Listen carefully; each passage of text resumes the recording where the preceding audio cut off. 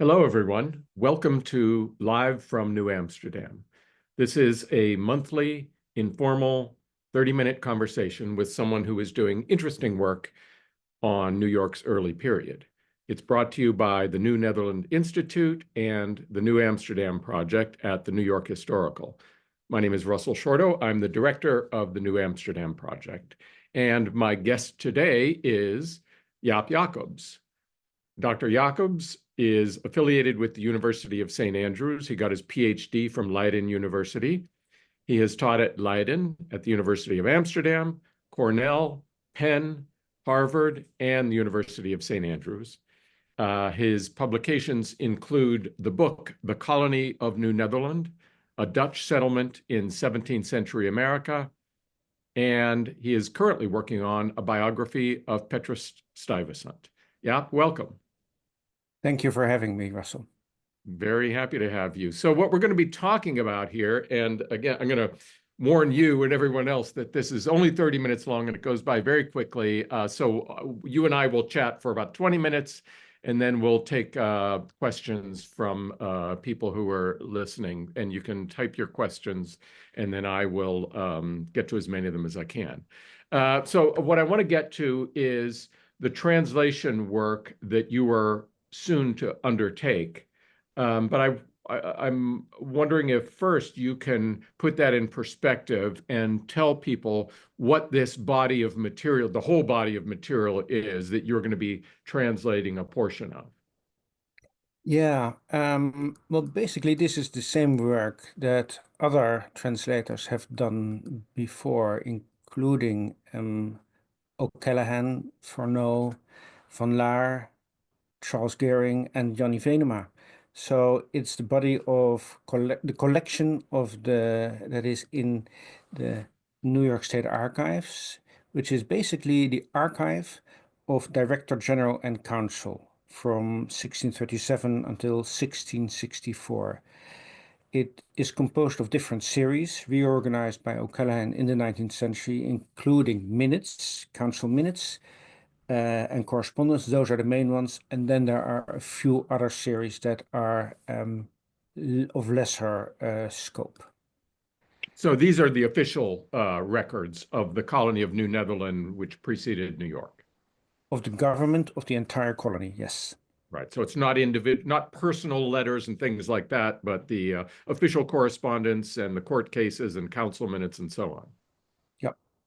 And can you put this work into context? And you say a little bit about, you mentioned O'Callaghan and Furneaux. Those were the translators in the 19th century. And then early 20th century, Van Laar did some of the work. And then since 1974, it's been Charles Gehring and Jannie Venema. That's correct. And basically what O'Callaghan did was mostly the documents of the States General, which is from a different collection, but he also put in documents that were from what was then the New York State Library, of course, before the fire of 1911. Furneaux, in his work in the later 19th century, selected documents and organized those geographically in 3 volumes of documents relating to the colonial history of New York. And that was typical in the 19th century, to impose your own way of organizing, your own themes on a collection that was going to be published. Now, I find it difficult to be very severe on the quality of those translations because neither of those men were native speakers of Dutch. They didn't have all the tools at hand that we have. They were basically pioneers. So yes, they make mistakes, and in some cases, hilarious mistakes, I would call them. But can you give us since you said hilarious, can you give an example? Right, I'll give you just one example, which is actually not from this set of records, but from the records of New Amsterdam. There is a case in 1658 where Saartje Steendam, the wife of the poet Jacob Steendam, is insulting the fire inspectors who go along to all houses to check whether everything is in proper order, whether it's safe and so. And O'Callaghan translates in the communication between Saartje and the fire inspectors that with a laughing mouth she said, be you now keeping holiday amongst you, chimney sweeps. Now, de Dutch original says, met een lachende mond, zeide, bent gij nu met uw vieren, schoorsteenvegers? So, are there now 4 of you? It has nothing to do with celebrating. Okay, so just a complete mistranslation. Yeah, and that happens with O'Callaghan as well. Van Laar is quite a bit better. He had the advantage that a groot woordenboek ter Nederlandse taal was available at that point in time. He also worked at the State Library, which had numerous books, so all of that was a lot easier for him.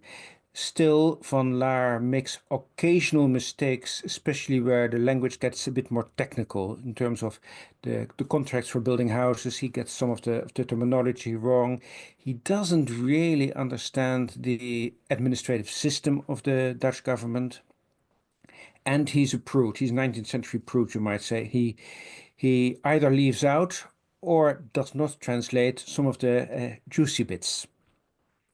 Right. And again, that doesn't really apply to this collection, but for instance, in the Van Rensselaer papers, there are a few cases, and the Fort Orange papers as well, where I think, well, we wouldn't leave that out. And again, Van Laar was at least good enough to translate every document in its full. But if you look at some of the other 19th century source publications, they switch from paraphrase to summary and literal quotes without indicating where they change. So standards have changed. Our equipment is different. We have a much better overview of what there is. And nowadays, even in the last few decades, things have improved considerably with the availability of many digitized records. So it's much easier for us to do this kind of work. And I know in talking with Charlie Gehring about the work that he started 50 years ago, he was talking about initially starting with legal pads and writing things out that way. And then he slowly evolved into computers and so on. So you see this continual transformation. Yeah, it is a lot easier these days, but it still requires, I think, a good sense of what is actually meant in the Dutch, and that does not you cannot gain that kind of knowledge by just looking at the documents that you are translating. You need a proper background in Dutch 17th century history to understand the whole administrative process, the fine tuning of things in the language, that kind of thing. And you need to know the lingo. And I will give another example here. O'Callaghan, in translating the Remonstrance of Adrian van der Donck, refers to the Adrian van der Donck refers to the sale of the enslaved Africans who arrived on the ship Tamarande. And the literal translation that O'Callaghan gives is these were sold for pork and peas. Now that is very literal, so it's often interpreted as an exchange for foodstuffs. There is a modern Dutch expression, which at least in my time was still used on Dutch playgrounds, for spek en bonen meedoen. And when you're picking teams for soccer on the school fields, those that are participating for spek and bonen are just making up the numbers. They don't really count. So we shouldn't take this literally. It's not an exchange of provisions, but it's sort of next to nothing. And So it was an idiom in the 17th century as well. it was an idiom in the 17th century, spek en erte, but it gradually turned probably in the 19th century into spek en bonen, which when I was young was still a standard expression. Very interesting. I have not heard that before. Okay, so now talk a little bit about the volume that you're going to be undertaking. Well, this is volume 9, which covers 2 years, 1660 and 61. This is council minutes. It's 963 pages in manuscript, which is actually less than volume 8, which was over 1,000, almost 1,100. And that's this big book that Charlie and Johnny did. And then the next one is volume 10, which is in 3 parts, 1661 1662 and 1662, 3 and 4. So these are council minutes, but basically because O'Callaghan reorganized this material, you find all kinds of other stuff in there.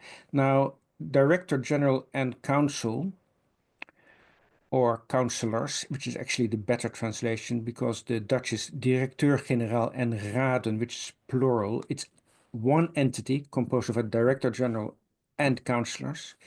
They dealt with all kinds of stuff. This is before the separation of powers, so they are basically the Court of Appeal for most of the villages, including New Amsterdam. They were the ones that had higher jurisdiction, so they could impose the death penalty, whereas most other courts, the lower courts, inferior courts, could not.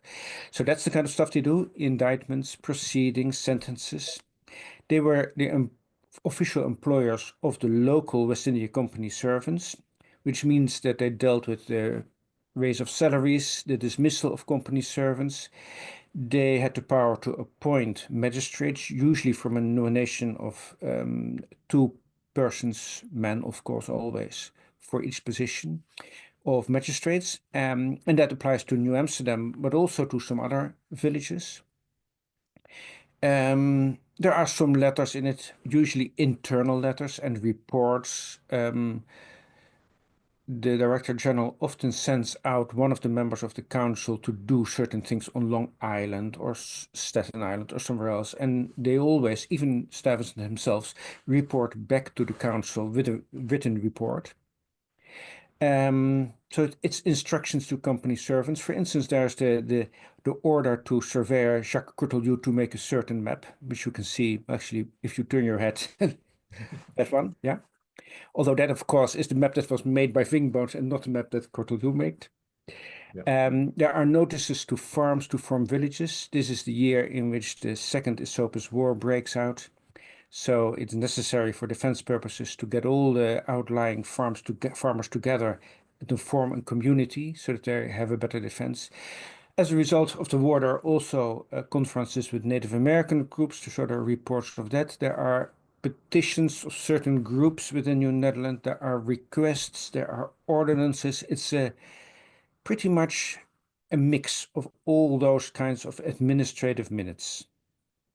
We should point out that the work that you're going to be doing, translating this 965 pages, is made possible by a grant from the Society of Holland Dames. So we're grateful to them for supporting this work. And just to clarify, because I think that's an important point, that the director and councillors together were the executive, legislative, and judicial arms of the government. So it's all kind of mixed together. It is a mix, yeah. We regularly think of the West India Company as a commercial entity, but that doesn't really apply in New Netherlands. It's the government. And that is another source of confusion for people, that it is a company that is the overseer, and yet this is a society with a government. Yeah. Yeah, but that's the usual thing in the early modern age. It doesn't change until the French and American Revolution that the separation of power occurs, and that governmental power is not longer something that can be handed over in loan or in a feudal relation to individual people. You said that the years that you're going to be translating, it's 1616, 1661 for the most part. Can you give a sense of what the big issues are in that period? Well, there are several issues that I can already identify. What you have in 1660, as I said, is the Second Esopus War, which is quite a major thing, of course, and requires all kinds of measures. The other thing is that 1660 is the year in which the Charles II is restored to the English crown, and that changes the entire balance of power also in the American colonies. In the decades before, at least 2 decades, there was no clear focal point of governmental authority. So by this time, the English colonies start looking for a corroboration of their claims, of the charters they have, which means because there is a new king instead of parliament and the protector as previously, they need to have confirmation of their claims, of their charters. And that creates a kind of free-for-all in which the English colonies sent agents to London to make those claims. Someone like Winthrop comes through New Amsterdam. That is a year later, by the way, in 1662, if I'm correct. But that whole process begins in 1660. So those are the main things that I can see at the moment. One of the things that I'll be doing, of course, is read up on what is going on in New Netherland and the correspondence that for 1660 has already been translated by Janni. So I'll be reading that as preparation for the work that I'll be doing. So what you were referring to was this upheaval and transformation in England and therefore in the English colonies, and that has ramifications for New Netherland. Yes, you can see influence of what is happening there. Not so much in the council minutes, although there are some signs. Contacts with Virginia, for instance, are beginning to change. That's the thing you can see. The trade balance is beginning to change as well because of the acts of navigation. So things are getting a bit tighter. All those things you can see in 1660 and 61, and that there are traces of that in the documents. Uh-huh. Well, are there particular challenges that you foresee? Well, translating this kind of material, I think I have the experience in reading 17th century Dutch to do this, but as with any of this kind of assignments, it's 90% is relatively easy. And then there is the 10% that is a bit more difficult. And of that 10%, 2 or 3% are even really difficult. And those are the puzzles that I really like, where you have to search for an hour to find an answer to what actually what are they trying to say here? And that means checking words, checking all the dictionaries that there are. And then the first step is, of course, understanding what they are saying. And the second step is finding the right English words to convey this and keep all the nuance. What I said earlier about Director General and Councillors is a better translation than Director General and Council, because it is one entity and it's not Stuyvesant's councillors either. So those things become quite important. And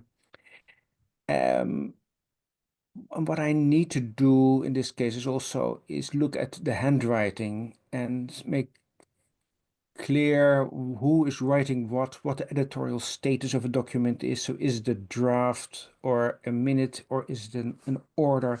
That is the kind of thing that is very important in assessing what the value is of the content of the document.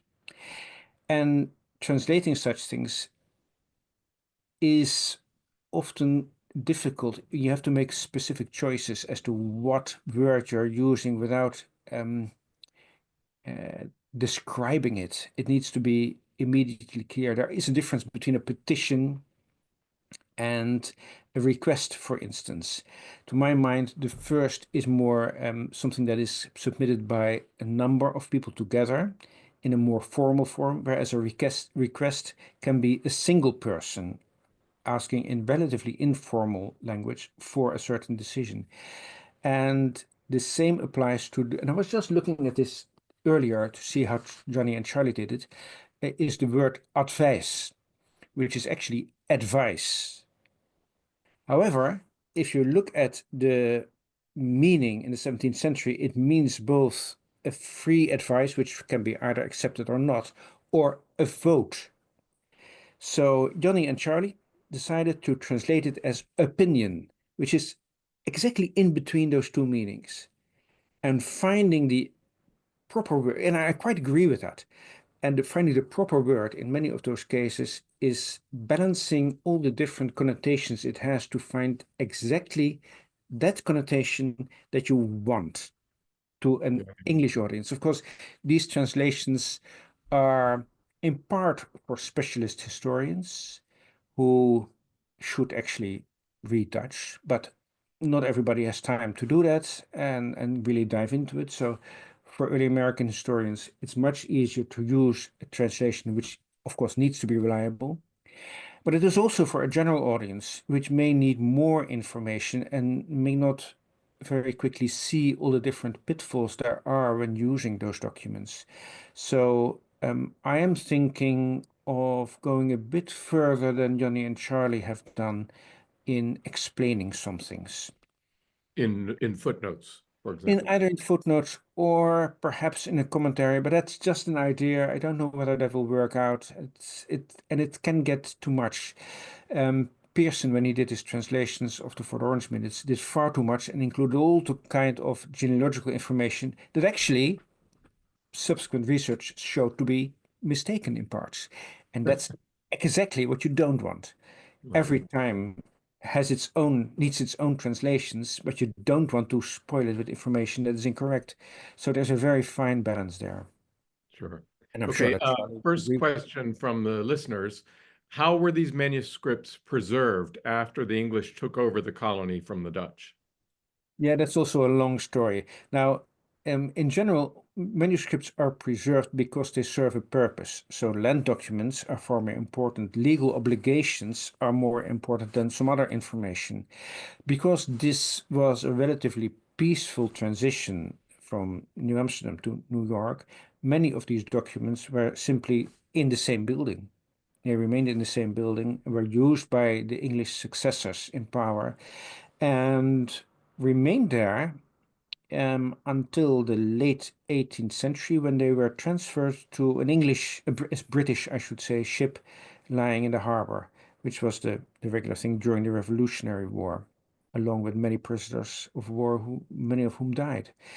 It wasn't until I presume, the decision was made to move the capital of the state of New York to Albany that all the documents were moved there as well, because it basically is the precursor of the current state government. And then kind of ironically, I suppose it was once they were there where they were safe and secure in Albany, that's where there was a fire and some of them were destroyed. Yeah, there was a fire in 1911, so that's another point. Some of the translations by Furno predate the 9/11 fire, and one of the researchers that did work there, a Dutch researcher called Albert Eekhoff, also made many notes, many of which he included in his publication, but I presume not all. And it is my intention to look at his personal archive, which is in Amsterdam, to find out if there are notes on parts that we cannot read anymore because they are burned. Wait, are you saying that this researcher, whose name I don't think I've heard before, may have translated some of the records that were burned up? He made transcriptions for his own use Okay, and used many of those in his book that was published only a few years after the fire. And I will be looking at his notes to see if how much there is there that may shed light on those parts of the documents that were burned. very interesting. And another thing that I'll be doing, of course, as I said, many of these documents have fire damage, but in the case of exchanges with the city government of New Amsterdam, there are letters and petitions there in the New York City Municipal Archive records that have additional information. So you cannot just look at one archive, one collection. I think that's all. You need to look at the whole chain of administration, which is States General, West India Company, Amsterdam Chamber, New Director General, and councillors. And then there are many other entities as well, including New Amsterdam, which was the most important. And copies of these documents can be found at many levels. Right. Okay, I want to get in some of these other questions here. Will AI help with these translations? Well, I have been toying with AI a bit for some other work. And at one point, AI told me that Anne Frank had survived the Holocaust. And then I started to become We all know you have to be careful. you have to be very careful. Um, AI has its benefits if used very cautiously and very prudently. Um, I will be trying to use it, but I've already noticed in one small trial that I made that the concept of justice, for instance, as a single word was misunderstood by AI. So Yeah, it it still needs has a my ways to go, I anyway. think. It may help with some of the more easy translations, but not with everything. And it's I would advise anybody to build their own expertise rather than rely on artificial expertise. Yeah. Are you working with, well, will you be working with digitized documents or with the original physical papers? With digitized documents, I have worked with the original documents a few times when I visited Albany, including when I was there 30 years ago for almost 12 months. And But this volume is it transcribed? yeah, I'm actually, I have Yanni's transcription So here. Yanni did the Oh, transcription. Okay. yes. So Yeah, that's the basis, and that saves me a lot of time. sure. That's also because after Yanni made these transcriptions, the documents were protected by a layer which actually obscures some of the burnt edges. So you cannot read those properly anymore. And then they were digitized. So digitization doesn't really help. What you can do, however, is use your insight into the general way that phrases run in these relatively formal documents and presume certain things and fill in the blanks, as it were. Yeah. And that's something to be careful with because the reader will mostly assume that what you fill in the blank in brackets is actually what was written there. Well, it may have been, but I'm not entirely sure of it. So we need to be very careful there. Yeah. Someone is asking a very good question. Where can the average person find the documents that have been translated? So one place, the New Netherland Institute, so newnetherlandinstitute.org, on their website, they have under publications, the digitized versions of many of the volumes. In some cases, I think with facing page, so the Dutch on one side and the English Yeah, on. there are a few, but that's actually only the Curacao documents that applies to. Well, the volumes that you can see here, the red and black volumes, are still for sale. If you want those, they are expensive, but they are worthwhile. Also allows you to put in little pencil remarks. And they can be found at big libraries, New York State Yeah, Library, most New of the big libraries York will have Public not just Library. the state library, but many of the university libraries in the city as well. Someone has asked whether any of the documents record Mohawk words, or for that matter, other Munsee words. I don't think these documents, it would be only occasional. Yeah. Main source for the Mohawk language is, of course, Harman Meinertse van der Boogaard with his word list at the end, which is in the early 1630s. And many of the later documents also have word, but that's after New Netherland. So it's more in the late 17th century and the 18th century that we find more Mohawk words. As to the Mansis, that is quite the same thing. It's very occasional. Yeah. I think in Charlie Gehring translated Van den Bogaard's journal as a journey into Mohawk country, and that's 1634. I think it And is. that is a kind of compendium of Mohawk words it contains, which is Yeah, quite. the interesting thing is of course that Van der Boogaard made that journal as a report to the West India Company. It's completely in that kind of format. So and we presume that